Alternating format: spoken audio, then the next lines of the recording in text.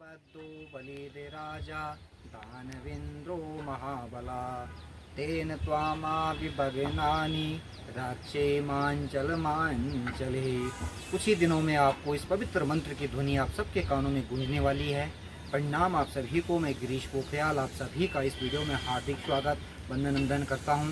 मेरी आज इस वीडियो की शुरुआत दिन के ठीक 11 बजे से हो रही है, क्योंकि कुछ दिनों में एक बहुत बड़ा त्यौहार आने वाला है जिसे भाई बहन का टूट विश्वास कहा जाता है, जिसे भाई बहन का एक अनोखा और एक विचित्र बंधन कहा जाता है।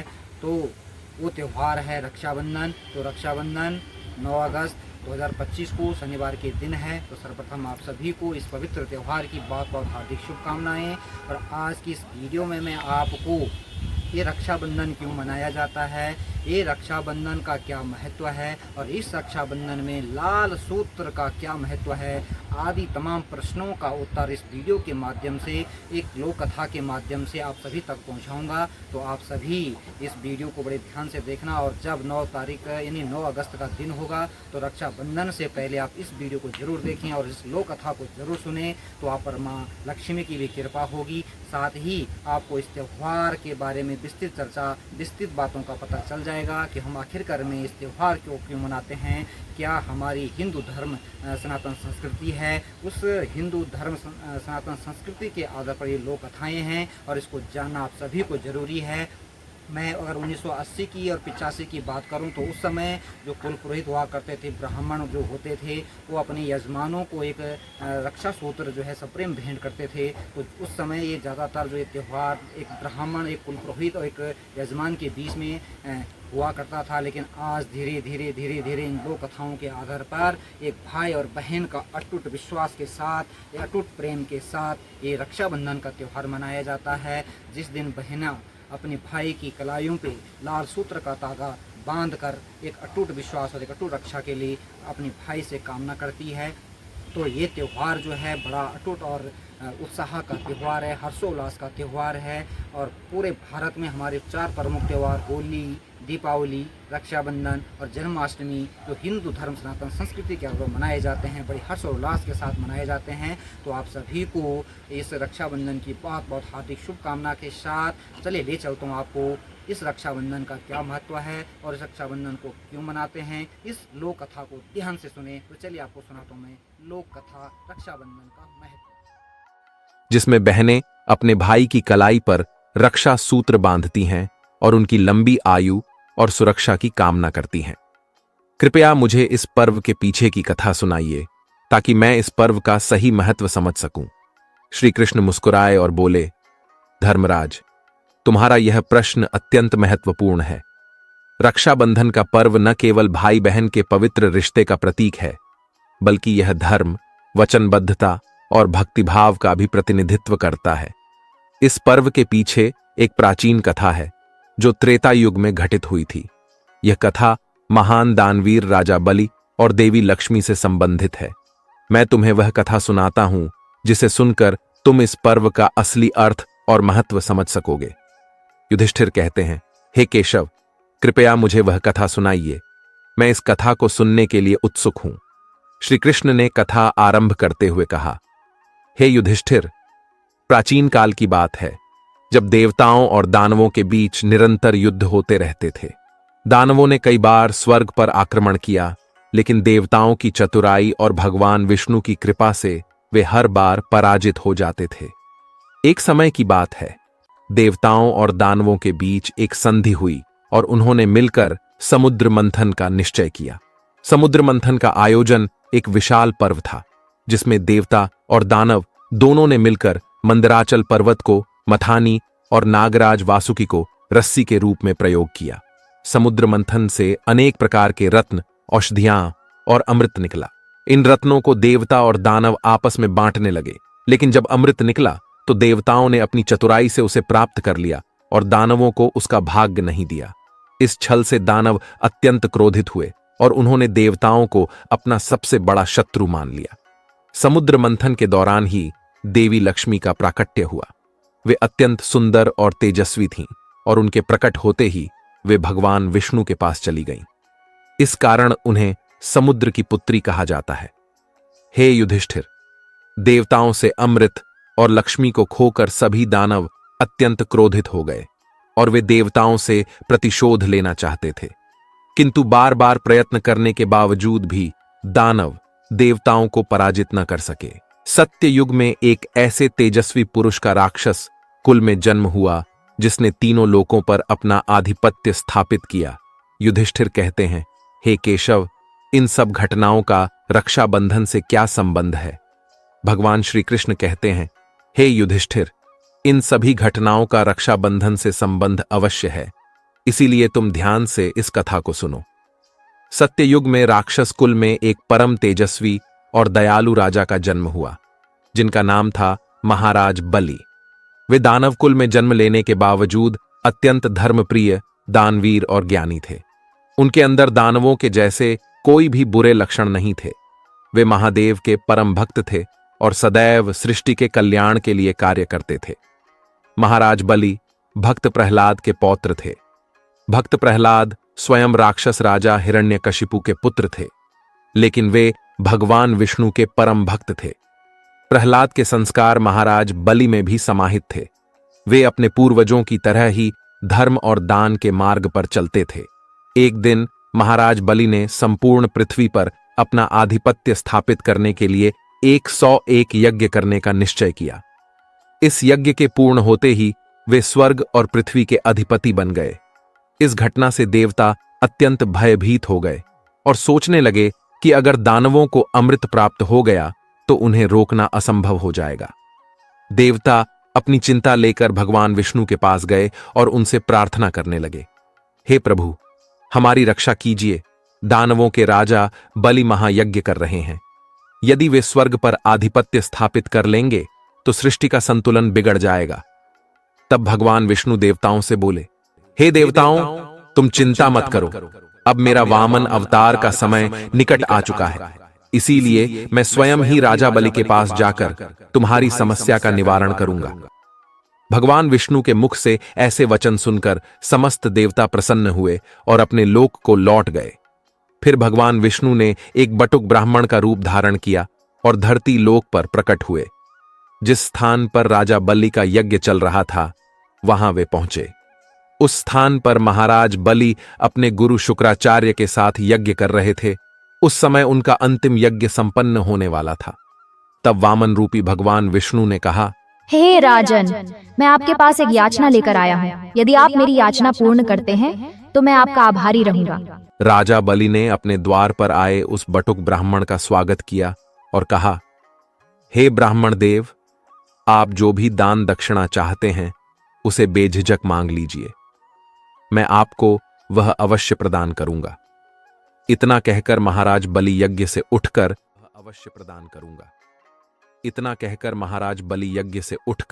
बटुक ब्राह्मण के पास चले गए। तब बटुक ब्राह्मण ने कहा, हे राजन, मुझे केवल 3 पग भूमि की आवश्यकता है जिस पर मैं यज्ञ कर सकूं। इसीलिए आप मुझे उतनी ही जमीन दीजिए जितनी मैं अपने 3 पग में नाप सकूं। राजा बलि ने हंसते हुए कहा, हे ब्राह्मण देव, आप केवल 3 पग भूमि की मांग करते हैं। आप चाहें तो पूरी पृथ्वी मांग सकते हैं। 3 पग भूमि मांगकर आप मेरा उपहास उड़ा रहे हैं। राजा बलि ने अहंकार में कहा, आप मांगकर तो देखिए, यदि मैं दे न सकूं तो मेरा वचन झूठा हो जाएगा। उस बटुक ब्राह्मण ने कहा, हे राजन, मनुष्य को जितनी आवश्यकता हो केवल उतना ही मांगना चाहिए। आवश्यकता से अधिक मिलने पर मनुष्य की तृष्णा बढ़ती जाती है। आपने समस्त पृथ्वी को अपने आधिपत्य में ले लिया है। क्या इससे आपकी तृष्णा कम हुई है? नहीं ना। अब आपको स्वर्गलोक का आधिपत्य चाहिए। इसीलिए मनुष्य को जितनी कामना हो केवल उतना ही मांगना चाहिए। बटुक ब्राह्मण की बात सुनकर महाराज बलि को बड़ी ग्लानि हुई। उन्होंने विनम्रता से कहा, हे ब्राह्मण देवता, आप उम्र में तो मुझसे बहुत छोटे हैं, किंतु आपकी बातें ज्ञान से परिपूर्ण हैं। इसीलिए यदि आप केवल 3 पग भूमि मांगते हैं तो मैं आपको वह प्रदान करता हूं। इतने में ही शुक्राचार्य कहते हैं, हे राजन, यह बटुक ब्राह्मण कोई देवता है जो ब्राह्मण का रूप धारण करके आया है। इसीलिए बिना सोचे समझे दान देने का वचन देकर तुम बड़ी भूल कर रहे हो। महाराज बलि ने कहा, हे गुरुवर, यदि ये कोई देवता है तो यह मेरा बड़ा सौभाग्य है कि मैं देवताओं को भी दान दे रहा हूं। मेरे द्वार पर आया हुआ याचक खाली हाथ चला जाए, ये मुझे कदापि स्वीकार नहीं है। इसीलिए मैं इस ब्राह्मण को दान अवश्य करूंगा। महाराज बलि की बात सुनकर शुक्राचार्य क्रोधित हो गए और उस स्थान से चले गए। महाराज बलि ने बटुक ब्राह्मण से कहा, हे ब्राह्मण देवता, आपकी याचना के अनुसार मैं आपको 3 पग भूमि देने का वचन देता हूं। जैसे ही राजा बलि ने यह वचन दिया, बटुक ब्राह्मण ने अपना असली रूप प्रकट किया। भगवान विष्णु वामन अवतार में प्रकट हुए और उनका आकार इतना विशाल हो गया कि उन्होंने एक ही पग में स्वर्ग नाप लिया, दूसरे पग में संपूर्ण पृथ्वी को नाप लिया और तीसरे पग के लिए जब कोई स्थान नहीं बचा, तब वामन भगवान ने राजा बलि से कहा, हे राजन, अब मेरे तीसरे पग के लिए कोई स्थान नहीं बचा, इसीलिए आपका वचन तो झूठा हुआ। राजा बलि समझ गए कि यह कोई साधारण ब्राह्मण नहीं बल्कि साक्षात भगवान विष्णु ही हैं। उन्होंने सिर झुकाते हुए कहा, हे प्रभु, मेरा वचन झूठा नहीं होगा, इसीलिए आप तीसरा पग मेरे सिर पर रख दीजिए। राजा बलि के वचन का पालन करते हुए भगवान वामन जी ने अपना तीसरा पैर राजा बलि के मस्तक पर रख दिया। राजा बलि के इस त्याग और दानवीरता से भगवान विष्णु अत्यंत प्रसन्न हुए और उन्होंने अपना असली रूप प्रकट किया। उन्होंने वामन अवतार का रूप छोड़कर चतुर्भुज रूप धारण किया। उन्होंने राजा बलि को आशीर्वाद दिया और कहा, हे राजन, मैं तुम्हारी दानवीरता और भक्ति से अत्यंत प्रसन्न हूं, इसीलिए मैं तुम्हें वरदान देता हूं कि सावर्णी मनवंतर में तुम्हें इंद्र का पद प्राप्त होगा, तब तक तुम पाताल लोक में निवास करोगे। इस आशीर्वाद को पाकर राजा बलि अत्यंत प्रसन्न हुए और वे पाताल लोक में निवास करने चले गए। पाताल लोक में उन्होंने भगवान विष्णु की भक्ति और तपस्या आरंभ की। पाताल लोक में राजा बलि ने भगवान विष्णु की भक्ति में लीन होकर उनकी प्रसन्नता प्राप्त की। उन्होंने अन्न और जल का त्याग कर दिया और केवल भगवान विष्णु का स्मरण करते हुए कठोर तपस्या में लीन हो गए। उनकी तपस्या से तीनों लोकों में हलचल मच गई और देवता भी उनके तप से प्रभावित हुए। एक दिन उनकी कठोर तपस्या से प्रसन्न होकर भगवान विष्णु ने समुद्र के भीतर प्रकट होकर महाराज बलि के सामने अपना दिव्य रूप धारण किया। भगवान विष्णु के तेज और प्रकाश से समुद्र के भीतर का स्थान दिव्यता से भर गया। महाराज बलि ने अपनी आंखें खोलीं और भगवान विष्णु को अपने सामने खड़ा देखकर तुरंत उनके चरणों में नमन किया। महाराज बलि ने अपने हाथ जोड़कर भगवान विष्णु से कहा, हे प्रभु, आप मेरी साधना और भक्ति से प्रसन्न होकर प्रकट हुए हैं। यह मेरे लिए परम सौभाग्य की बात है। कृपया मुझे अपना आशीर्वाद दें। भगवान विष्णु ने मधुर मुस्कान के साथ कहा, हे महाबली, तुम्हारी तपस्या और भक्ति ने मुझे अत्यंत प्रसन्न किया है। तुमने अपने तप से न केवल पाताल लोक बल्कि स्वर्ग लोक को भी आशीर्वादित कर दिया है। मैं तुमसे प्रसन्न हूं और तुम्हें वरदान देने के लिए यहां आया हूं। अपनी इच्छा प्रकट करो, जो भी तुम मांगोगे वह तुम्हें प्राप्त होगा। महाराज बलि ने विनम्रतापूर्वक, एक ही इच्छा है कि मैं सदा आपके चरणों में रह सकूं और आपकी सेवा कर सकूं। मुझे कोई पद, सत्ता या धन नहीं चाहिए, केवल आपका सान्निध्य चाहिए। कृपया मुझे ऐसा आशीर्वाद दें कि मैं आपके साथ रह सकूं और आपके सेवक के रूप में जीवन यापन कर सकूं। भगवान विष्णु ने महाराज बलि की भक्ति और समर्पण से अत्यंत प्रभावित होकर कहा, हे बलि, तुम्हारी यह विनम्रता और भक्ति अनुकरणीय है। तुमने जो मांगा है वह तुम्हारे महान चरित्र का प्रमाण है। मैं तुम्हारी इच्छा पूरी करूंगा। मैं तुम्हारे साथ पाताल लोक में निवास करूंगा और तुम मुझे सदा अपने पास पाओगे। महाराज बलि ने भगवान विष्णु से कहा, हे प्रभु, आप समुद्र के भीतर प्रकट हुए हैं, जो यह संकेत देता है कि आप सृष्टि के हर अंश में व्याप्त हैं। आपके साथ पाताल लोक में निवास करना मेरे लिए अत्यंत गर्व की बात होगी। मैं आपके इस वरदान के लिए सदैव आभारी रहूंगा। भगवान विष्णु ने मुस्कुराते हुए कहा, हे बलि, तुम्हारी यह भावना मुझे अत्यंत प्रिय है।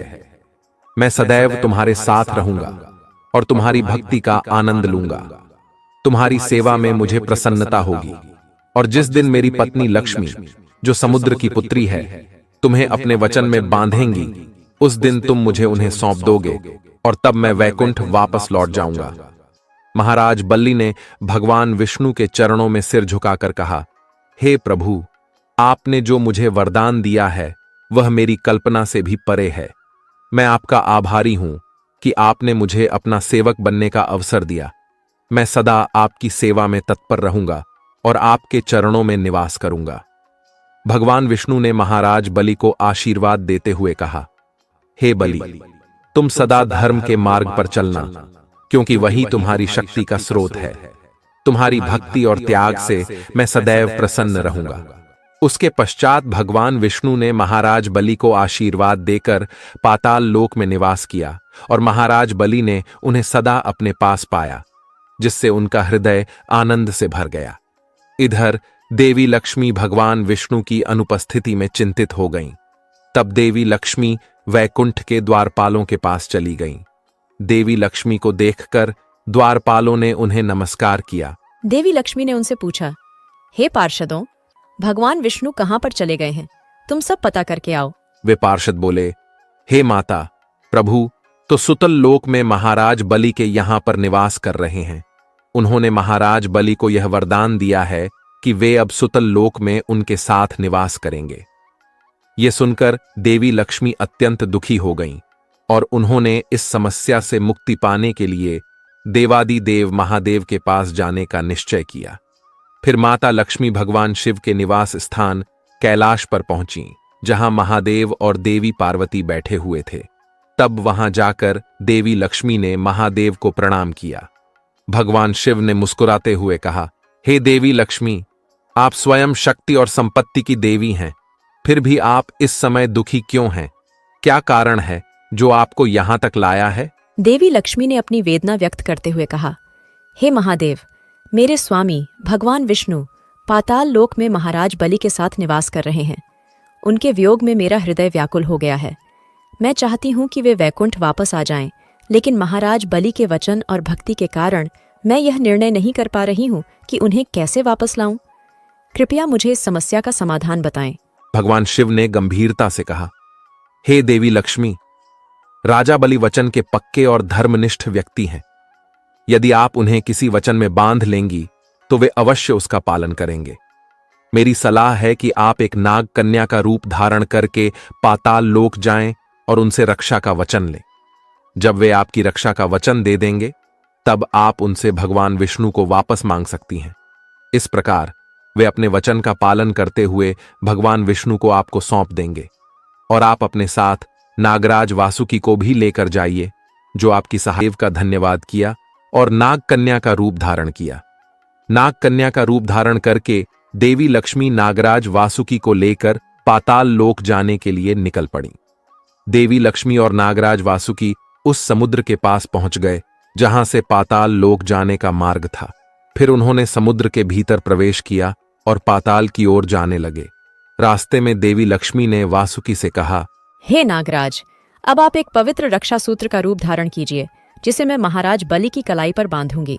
मां लक्ष्मी की आज्ञा का पालन करते हुए नागराज वासुकी ने अपने शरीर को एक लाल रंग के रक्षा सूत्र में बदल दिया। फिर नाग कन्या के रूप में देवी लक्ष्मी उस लाल धागे को लेकर पाताल लोक पहुंची और फिर वहां से उन्होंने महाराज बलि के महल की ओर प्रस्थान किया। जब नाग कन्या रूपी देवी लक्ष्मी ने महाराज बलि के राजमहल में प्रवेश किया, तब महाराज बलि ने उन्हें देखते ही उनका स्वागत किया। हे देवी, आप कौन हैं और आप इस पाताल लोक में कैसे पधारी? क्या कोई समस्या है जो आप मेरे पास आई हैं? नाग कन्या रूपी देवी लक्ष्मी ने नम्रता से उत्तर दिया, हे महाबली, मैं एक साधारण नाग कन्या हूं जो इस कठिन समय में आपकी शरण में आई हूं। मेरा परिवार संकट में है और मुझे आपकी सहायता की आवश्यकता है। मैं आपसे यह विनती करती हूं कि आप मेरी रक्षा का वचन दें। महाराज बलि ने कहा, हे देवी, आप चिंता न करें। इस पाताल लोक में जो भी मेरी शरण में आता है उसकी मैं रक्षा करता हूं। मैं आपको वचन देता हूं कि आपकी रक्षा करूंगा। बताइए, मैं आपकी किस प्रकार सहायता कर सकता हूं? नाग कन्या ने कहा, हे महाबली, आपकी कलाई पर रक्षा सूत्र बांधकर मैं आपसे आपकी रक्षा का वचन लेना चाहती हूं। इस सूत्र का संबंध हमारे कुल की परंपरा से है और इसे बांधने से आप मेरे रक्षक बन जाएंगे। महाराज बलि ने हंसते हुए कहा, हे देवी, आप तो बहुत सरल कार्य मांग रही हैं। मैं इस रक्षा सूत्र को बांधने के लिए सहर्ष तैयार हूं। इसके बाद नाग कन्या ने महाराज बलि की कलाई पर नागराज वासुकी से बनाया हुआ रक्षा सूत्र बांधा और उन्हें प्रणाम किया। जैसे ही उन्होंने रक्षा सूत्र बांधा, उन्होंने अपने असली रूप का प्रकटीकरण किया। अब वे कोई साधारण नाग कन्या नहीं, बल्कि स्वयं देवी लक्ष्मी थीं। उनके तेज से पाताल लोक आलोकित हो उठा। महाराज बलि ने देवी लक्ष्मी को पहचानते ही उनके चरणों में नमन किया और कहा, हे माता लक्ष्मी, आप तो समुद्र की पुत्री हैं और आज से मेरी बहन हुई। मैंने आपको वचन दिया है और मैं इस वचन का पालन अवश्य करूंगा। आप मुझसे जो चाहें वह मांग सकती हैं। देवी लक्ष्मी ने कहा, हे महाबली, मैंने आपकी भक्ति और दानशीलता के बारे में सुना था और आज मैं स्वयं इसका अनुभव कर रही हूं। मैं आपसे अपना स्वामी भगवान विष्णु, जो आपके साथ पाताल लोक में निवास कर रहे हैं, उन्हें वापस वैकुंठ ले जाने का निवेदन करती हूं। महाराज बलि ने अपने वचन का पालन करते हुए अत्यंत प्रसन्नतापूर्वक भगवान विष्णु को देवी लक्ष्मी को सौंप दिया और कहा, हे देवी, आपके इस रक्षा सूत्र ने मुझे आपका भाई बना दिया है। अब से हर वर्ष श्रावण मास की पूर्णिमा के दिन जब भी कोई बहन अपने भाई की कलाई पर रक्षा सूत्र बांधेगी, उसका भाई उसकी रक्षा के लिए सदा बंधन में बंध जाएगा और मैं इस वचन के लिए सदा तत्पर रहूंगा। इस पर भगवान विष्णु भी प्रसन्न हुए और उन्होंने राजा बलि को वरदान दिया, चातुर्मास में मेरा एक अंश पाताल लोक में निवास करेगा। जिस दिन माता लक्ष्मी ने राजा बलि को रक्षा सूत्र बांधा था, वह दिन श्रावण मास की पूर्णिमा का था। तभी से यह दिन रक्षाबंधन के पर्व के रूप में मनाया जाने लगा। इस कथा को सुनने और सुनाने से मां लक्ष्मी की कृपा प्राप्त होती है और सभी मनोकामनाएं पूर्ण होती हैं। श्री कृष्ण ने युधिष्ठिर से कहा, हे धर्मराज, यह थी रक्षाबंधन की कथा।